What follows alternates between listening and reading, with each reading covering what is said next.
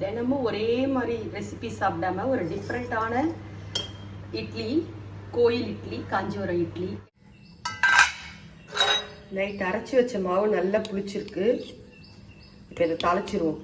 தாளிக்கிறதுக்கு பெருங்காயம், சுக்கு பொடி, மிளகு கொஞ்சம் நுணுக்கி வச்சுருக்கேன், கருவேப்பிலை, சீரகம். சுக்கு பொடி ஆட் பண்ணிக்கலாம். 1/2 ஸ்பூன் பெருங்காயப்பொடி இதிலே போட்டுக்கிறேன். மிளகு, சீரகம், முந்திரி வேணும்னா கூட நம்ம இந்த டைமில் ஆட் பண்ணிக்கலாம். தாளிப்பை இந்த சுக்கு பெருங்காயத்தில் ஆட் பண்ணிக்குவோம்.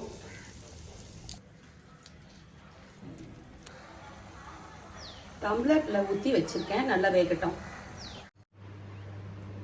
வீடியோ பிடிச்சிருந்தா லைக் பண்ணுங்கள், சேனலை சப்ஸ்கிரைப் பண்ணுங்கள். அடுத்த வீடியோவில் பார்க்கலாம். பாய்.